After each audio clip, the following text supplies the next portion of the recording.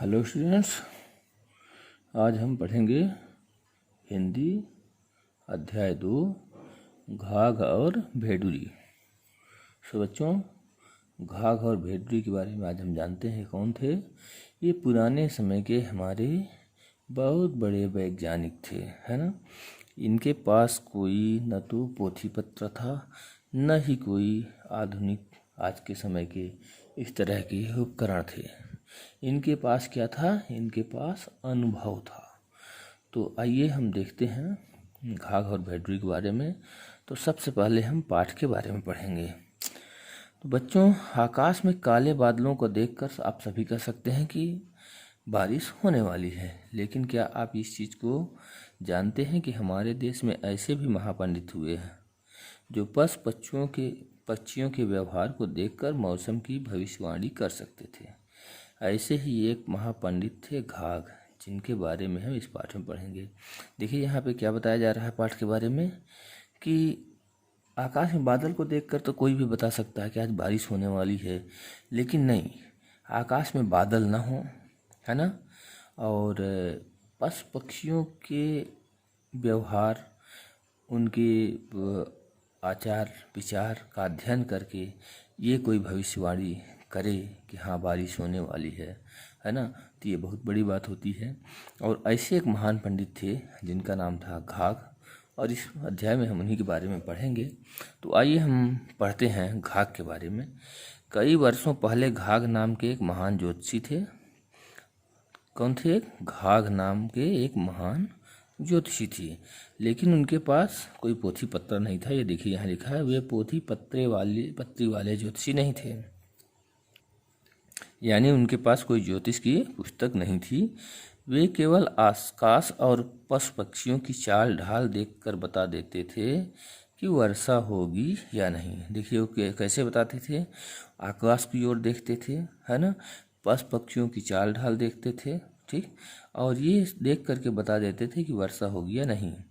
उसी के आधार पर वे देश में अकाल या सुकाल की भविष्यवाणी भी कर देते थे, है ना। अब देखिए पशु पक्षियों की चाल ढाल देख करके और आकाश की ओर देख करके ये भविष्यवाणी कर देते थे कि अकाल होगा या खूब बारिश होगी, ठीक। उन दिनों मौसम की जानकारी देने वाले यंत्र तो नहीं, इसलिए इस विद्या का बड़ा महत्व था। देखिए उस समय क्या है, आज के समय में तमाम जो है मौसम विभाग है, उनके पास बहुत सारे यंत्र हैं और वो उसकी सहायता से बताते हैं कि वर्षा होगी, कितनी वर्षा होगी, है ना, या आजकल कितनी वर्षा हुई। ये सब हम आज के समय में यंत्रों की सहायता से जान सकते हैं, लेकिन उस समय ऐसा कुछ भी नहीं था, है ना। इसलिए घाघ की विद्या का बहुत महत्व था, ठीक। फिर भी घाघ को, अब देखिए हम अगले पेज पे चलते हैं। तो देखिए हम अगले पेज पे आ गए, है ना। फिर भी घाघ को अपनी जन्मभूमि में वह मान सम्मान नहीं मिला जो इतने बड़े ज्योतिषी को मिलना चाहिए। देखिए क्या है, घाघ जहाँ पे रहते थे, जिस राज्य में, वहाँ पे इतना जानकार होने के बाद भी उनको वो मान सम्मान नहीं मिलता था जिसके वो हकदार थे, ठीक। दुखी होकर घाघ अपनी जन्मभूमि को छोड़कर धारा नगरी चले गए। देखिए वो कहाँ चले गए? मान सम्मान नहीं मिलने के कारण दुखी होकर वो अपनी जन्मभूमि को उन्होंने छोड़ दिया और धारा नगरी चले गए। वहाँ राजा भोज राज करते थे। वे बड़े उदार थे और गुणी लोगों का बहुत सम्मान किया करते थे, ठीक है। तो वहाँ के राजा कौन थे? राजा भोज थे, और राजा भोज बहुत अच्छे राजा थे, प्रजा के शुभचिंतक थे, बड़े उदार थे और विद्वान लोगों का वो बहुत सम्मान करते थे, है ना। तो उन्होंने घाघ का स्वागत किया और उन्हें राज ज्योतिषी का पद देकर अपने यहाँ रख लिया। उन्होंने क्या किया? इनका घाघ का अच्छा आदर सम्मान किया और अपने यहाँ राज ज्योतिषी के पद पर नियुक्त कर दिया, ठीक। राजा भोज के दरबार में और भी बहुत से ज्योतिषी थे। जब उन्होंने देखा कि एक बाहरी आदमी राजा का कृपा पात्र बन गया तो उन्हें बड़ी ईर्ष्या हुई, लेकिन राजा के डर से वे कुछ कह न सके और न ही कुछ कर सके। देखिए अब यहाँ पे क्या बताया जा रहा कि जब उनके राजा भोज के दरबार में बहुत से ज्योतिषी थे और उन्होंने देखा कि एक बाहर का आया हुआ, आज का आया हुआ आदमी को राजा ने अपना कृपा पात्र वो राजा का कृपा पात्र बन गया और राजा उनको जो है उस जो वहाँ के ज्योतिषी थे राजा के यहाँ के, उनको घाघ से बहुत ईर्ष्या हुई, लेकिन क्या कर सकते थे, क्योंकि राजा ने उनको अपने यहाँ राज ज्योतिषी रखा था, इसलिए वो जो राजा के डर से कुछ नहीं कर सके, क्योंकि अगर वो उसका विरोध करते तो ये राजद्रोह होता। ठीक है। एक बार की बात है, 2 साल तक लगातार वर्षा नहीं हुई। लोगों को लगा कि अकाल पड़ेगा। राजा भोज को चिंता होने लगी। उन्होंने अपने राज्य के सभी ज्योतिषियों को बुलवाया और उनसे वर्षा का अनुमान लगाने के लिए कहा। अब देखिए, एक बार की बात है, क्या हुआ, 2 साल तक बारिश नहीं हुई। अब अगर बारिश नहीं होगी तो खेती नहीं होगी, खेती नहीं होगी तो क्या होगा, लोग भूख से, अन्न नहीं मिलेगा, अन्न नहीं मिलेगा तो लोग भूख से मरने लगेंगे। ठीक है। और बारिश नहीं होगी तो पानी भी नहीं मिलेगा, तो जल संकट से भी लोग परेशान हो जाएंगे। तो क्या है, राजा को इस बात की बहुत चिंता हुई और उन्होंने अपने राज्य के सभी ज्योतिषियों को बुला करके उनसे ये कहा कि आप लोग अनुमान लगाइए कि वर्षा कब होगी। ठीक है। तो अब देखिए, ज्योतिषियों ने क्या किया, सभी ज्योतिषियों ने अपनी पोथी पत्री देखी, मिलकर विचार किया और राजा से कहा, राजन, इस वर्ष तो वर्षा का कोई योग नहीं है। आने वाले समय में राज्य में भयंकर अकाल पड़ने की संभावना है। उन्होंने क्या कहा, अब देखिए, जैसे बारिश का मौसम शुरू होता है ना, तो अनुमान लगाने शुरू कर देते हैं लोग कि बारिश होगी, कैसी होगी, है ना। तो ज्योतिषियों ने अपना ग्रह नक्षत्र देखा और उन्होंने सबने मिलकर विचार किया कि नहीं, वर्षा नहीं होगी, और राजा से बताया कि इस वर्ष वर्षा का कोई योग नहीं है और आने वाले समय में भयंकर अकाल पड़ने की संभावना है। राजा भोज को काटो तो खून नहीं, अकाल तो सब कुछ तबाह कर देगा, पर वह करें तो क्या। वर्षा का होना न होना उनके हाथ में तो था नहीं। परेशान होकर उन्होंने घाघ की ओर देखा और पूछा, पंडित जी, आपकी क्या राय है। देखिए, राजा यहाँ पे क्या है कि जब राजा ने उन पंडितों की बात सुनी, ज्योतिषियों की बात सुनी, तो बिल्कुल एकदम चिंतित हो गए, है ना। और उन्होंने सोचा कि अगर वर्षा नहीं होगी तो सब कुछ तबाह हो जाएगा, लेकिन राजा भोज के हाथ में तो कुछ था नहीं। वर्षा का होना या न होना वो तो उनके हाथ से परे था, है ना। तो परेशान होकर के उन्होंने आखिरी विकल्प अपने घाघ की ओर देखा और पूछा, आपकी क्या राय है पंडित जी। तो अब आइए देखिए, हम अगले पेज पे चलते हैं। अब देखिए बच्चों, यहाँ पे है ना।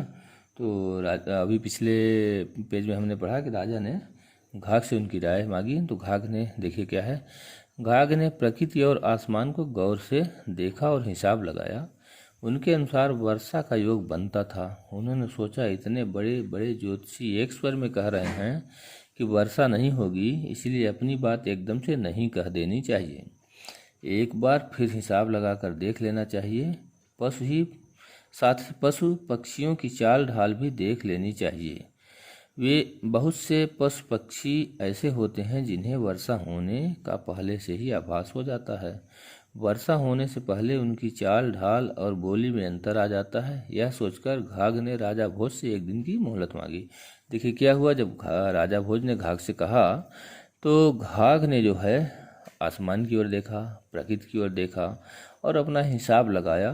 तो उनके अनुसार क्या था कि बारिश होने का संभावनाएं थी, लेकिन उनके मन में डर था कि अगर इतने सारे ज्योतिषी एक साथ कह रहे हैं कि बारिश नहीं होगी, तो वो अपनी बात को कैसे दावे के साथ कह सकते थे कि बारिश होगी।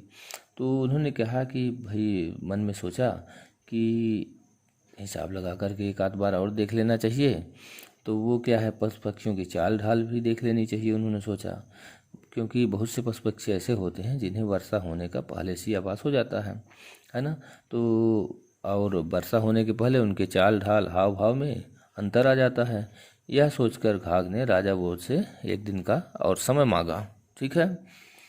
घाघ जंगल में घूमने गए। घूमते घूमते उन्हें एक गधा दिखाई दिया, तो उसके कान नीचे लटके हुए थे। यह वर्षा का सूचक था। घाघ को लगा उनका हिसाब सही है। कुछ सोचते हुए वे आगे बढ़े। आगे चींटियों का एक बहुत बड़ा दल अपने मुंह में अन्न के कण दबाए तेजी से अपनी बाबी की ओर बढ़ रहा था। कुछ और आगे बढ़े तो देखा कि चिड़िया धूल में नहा रही है। फिर उन्होंने देखा कि चीलों का झुंड गोला बनाकर आकाश की ओर उड़ता जा रहा है। तो देखिए यहाँ पे क्या देख रहे हैं घाघ कि वो जंगल की ओर जब गए तो उनको देखा कि गधा जो है, गधे के कान तो नीचे की तरफ लटके हुए हैं। जबकि क्या होता है कि गधा को बैशाख नंदन कहा जाता है, क्योंकि गर्मी में जब बारिश नहीं होती है उस समय उसके कान ऊपर को होते हैं और बहुत खूब दिखाई देता है, लेकिन बारिश के सीजन में उसके कान नीचे लटके होते हैं, है ना। वो दुखी हो जाता है बारिश में, इसलिए जो है तो उन्होंने देखा तो उनको अंदाज़ा लगा कि बारिश होने वाली है, इसलिए जो है गधे के कान नीचे हैं, ठीक है। फिर उन्होंने क्या, चींटियों के झुंड को देखा, वो तो अपने बाबी यानी उनके रहने का स्थान उस ओर जो है मुंह में अन्न दबा करके और जा रही हैं। तो मतलब ये था कि वो जो है बारिश होने की संभावना है, इसलिए वो मुंह में अन्न के कण दबा करके अपने घर की ओर तेज़ी से भाग रहे हैं। कुछ और आगे बढ़ने पर उन्होंने देखा कि चिड़िया धूल में नहा रही है। अब देखिए ये भी एक बारिश का संकेत है बच्चों, कि चिड़िया अगर धूल में नहा रही हो। फिर उन्होंने देखा कि चीलों का झुंड गोला बनाकर आकाश की ओर बढ़ता जा रहा है, ये भी बारिश का ही एक संकेत है, ठीक है। अब घाघ जो है, अब घाघ को अपने पहले अनुमान पे और विश्वास हो गया। अब वह विश्वास और भी पक्का हो गया, लेकिन दूसरे ज्योतिषियों ने वर्षा न होने और अकाल पड़ने की बात इतनी दृढ़ता के साथ कही थी कि घाघ के मन में अब भी संशय था। उन्होंने सोचा अभी कुछ और जांच कर लेनी चाहिए। 2-4 कदम आगे बढ़ने पर उन्हें एक नाला मिला। उसके इस पार एक लड़की कुछ बकरियां चरा रही थी, दूसरी और एक बूढ़ा आदमी गाय भैंसे चरा रहा था। अचानक लड़की चिल्लाकर बोली, बाबा पशुओं को लेकर जल्दी इस पार आ जाओ, बड़े जोर से पानी बरसने वाला है।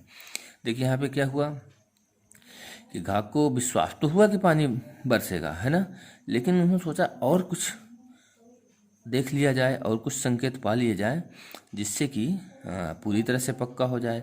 कहीं ऐसा ना हो कि बड़े बड़े ज्योतिषियों ने जो बात कही है और हम जो है उन्होंने बड़ी दृढ़ता के साथ कही है और हम ऐसा कहें तो कहीं बाय द वे गलती से ऐसा नहीं हुआ तो बहुत बड़ा गड़बड़ हो जाएगा। तो और जांच करने के लिए आगे बढ़े तो नाले में के पास जब पहुँचे तो उन्होंने क्या देखा कि एक लड़की जो कि बकरियां चरा रही थी, उसने नाले के उस पार बूढ़े आदमी जो गाय भैंस चरा रहा था उसको बुलाकर बोला कि बाबा पशुओं को लेकर जल्दी इस पार आ जाओ, बड़े ज़ोर से पानी बरसने वाला है ना। तो देखिए उस लड़की को भी अनुमान लगा कि पानी कहीं ना कहीं ज़ोर से आने वाला है किसी न किसी कारण से, ठीक। तो उसने जो है उनको भी अपने पास बुला लिया। अब बच्चों हम अगले पेज पे आते हैं। तो बच्चों अब आज की क्लास हम यहीं समाप्त करते हैं। अगली क्लास में जो है हम अगले पेज पे अध्ययन करेंगे। सो के स्टूडेंट्स, बाय।